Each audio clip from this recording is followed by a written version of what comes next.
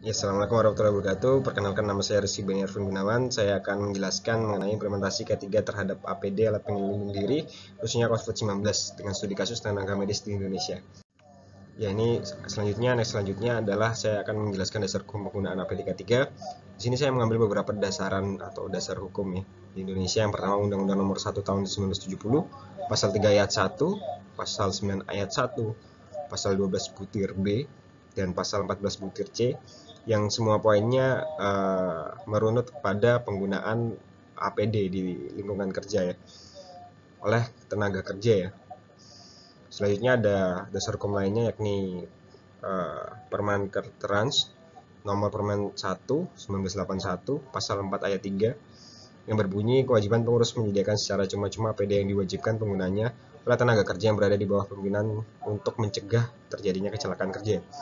Selanjutnya Permenaker Trans nomor Permen 3 1982 pasal 2, yakni memberikan nasihat mengenai perencanaan dan pembuatan tempat kerja, pemilihan alat pelindung diri yang diperlukan, dan gizi serta penyelenggaraan makanan di tempat kerja. Nah, ini selanjutnya saya akan menjelaskan mengenai teori atau konsep yang berkaitan dengan dasar hukum tadi ya, sehingga penerapan APD itu urgen untuk diterapkan. Yang pertama adalah di sini ada 3 poin ya, poin A, B, dan C. Pertama adalah poin lemahnya kontrol atau pengawasan.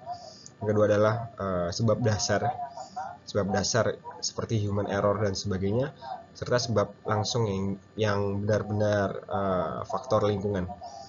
Nah, ketiga sebab itu apabila satu saja jatuh maka akan bisa menyebabkan insiden ya, dan akan menyebabkan kerugian. Oleh karena itu, ketiga poin ini dapat dicegah dengan penerapan APD ya, yang di bawah ini, seperti masker atau sarung tangan, face shield, dan sebagainya. Dalam hal ini adalah penanganan COVID-19. Ada jenis-jenis APD untuk penanganan COVID-19, sumbernya dari gugus tugas percepatan penanganan COVID-19 di Indonesia. Yang pertama, ini rekomendasi APD bagi masyarakat umum ya, dengan proteksi masker kain 3 lapis ya kan, katun. Ya, ini adalah APD wajib ya bagi masyarakat untuk mencegah COVID.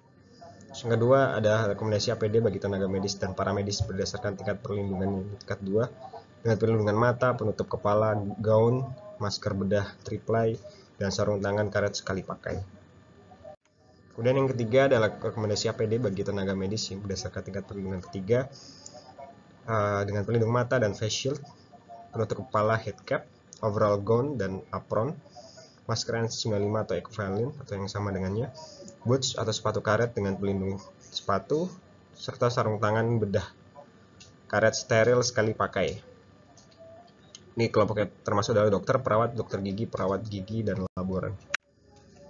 Ya, berikut adalah studi kasus penerapan APD COVID-19 yang saya ambil dari beberapa jurnal di Puskesmas Padang dan RSI Jemur Sari Surabaya.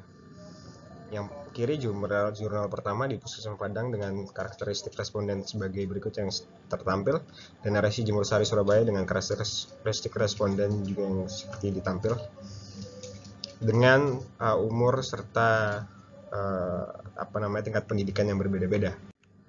Nah, di sini ada hasilnya ya, hasil untuk distribusi penggunaan APD di jurnal yang kiri Puskesmas Padang, dan di jurnal kanan di RSI Jemur Sari Surabaya dengan karakteristik penggunaan dan respon ya, APD dari responden ya. Jadi karakteristik responden dalam menanggapi APD ya. Nah, seperti yang kita lihat ya, di sini menunjukkan yang kiri 99% sudah menggunakan masker medis ya, 88% juga menggunakan gaun. Namun sementara 49% tidak menggunakan sepatu pelindung ya. Itu yang terbanyak yang tidak menggunakan. Maksudnya di RS Jemur Sari keseluruhan jumlah 100% dalam pengetahuan yang baik ya. Jadi distribusi terkait perilaku penggunaan APD sebesar 20 responden, 62,5%-nya memakai APD secara lengkap.